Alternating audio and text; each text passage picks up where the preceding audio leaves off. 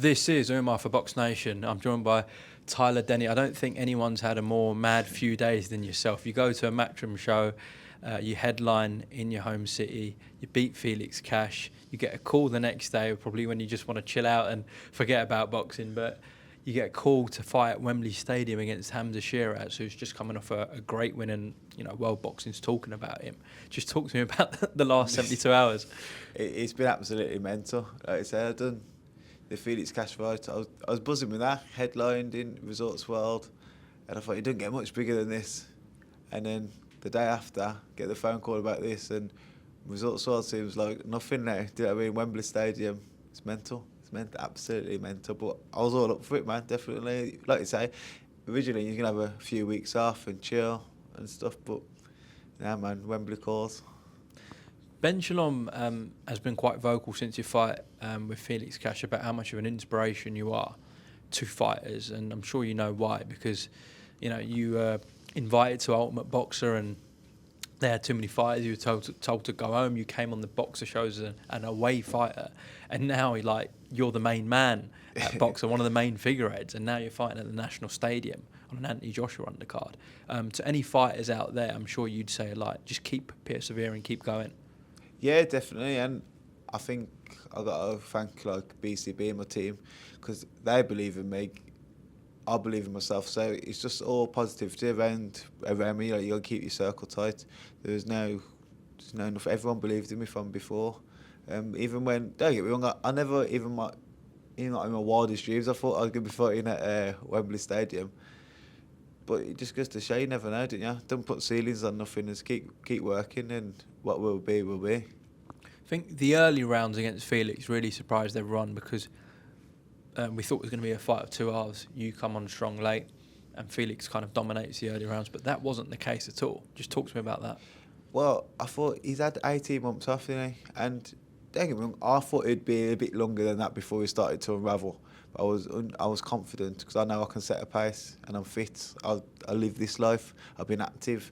There's no way a guy who's been doing whatever he's been doing for the last 18 months is going to get off the sofa and come and beat me. And I kind of took offence to that. Do you know what I mean? So from the beginning, I was always going to take the centre of the ring and make him work and make him set a fast pace, and then see if he could keep that up, because I know I can. I had to test him, see if he could. But I never it's from the second round really. I think the first round is a close round, but the second round I think I dominated, and I bullied the bully.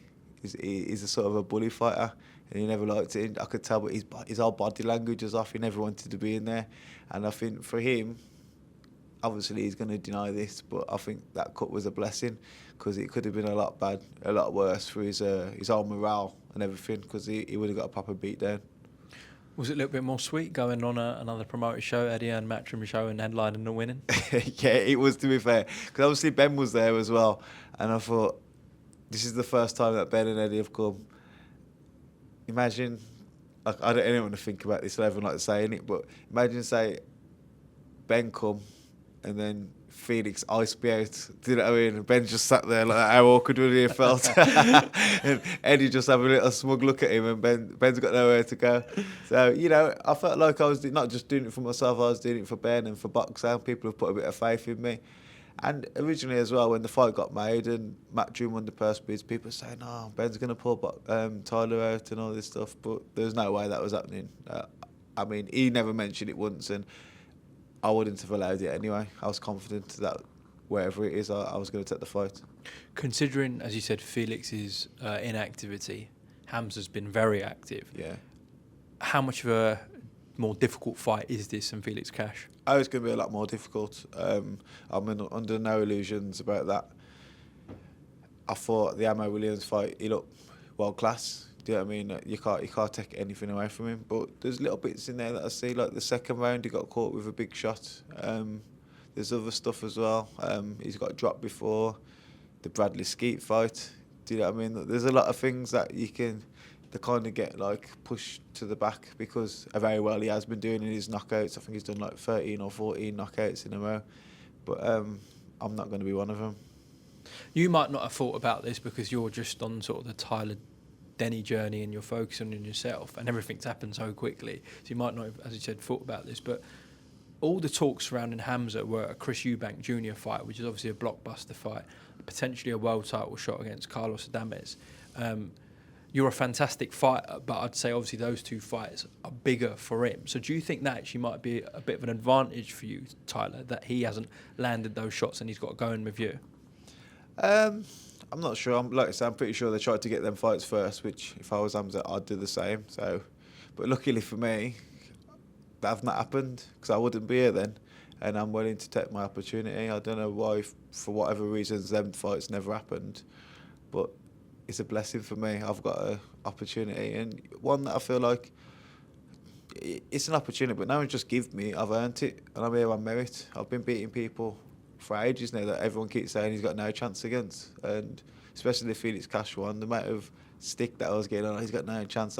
Or the pity ones, like, I like Denny, but it's not going past 3 rounds. Do you know what I mean? And it's kind of think, oh, thanks, mate. But and I've seen him already with the comments this, but it's just going to be the same.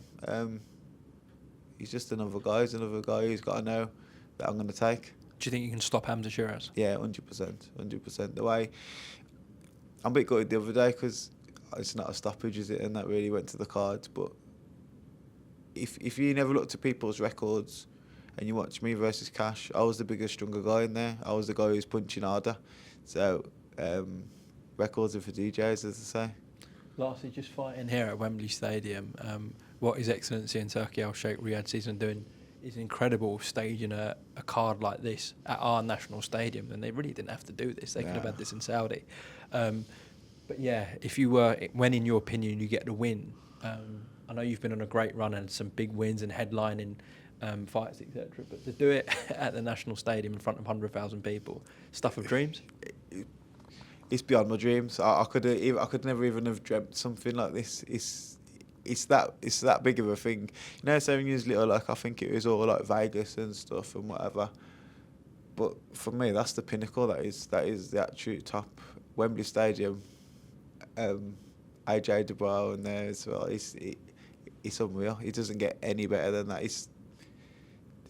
You've clocked it, didn't you? You've clocked it when you've done that. Like, I think it's mad, really. Where do you go from there to keep giving you the motivation? I'm sure I'll find it because I'm just competitive and I want to win. But that's the best thing that could happen, really.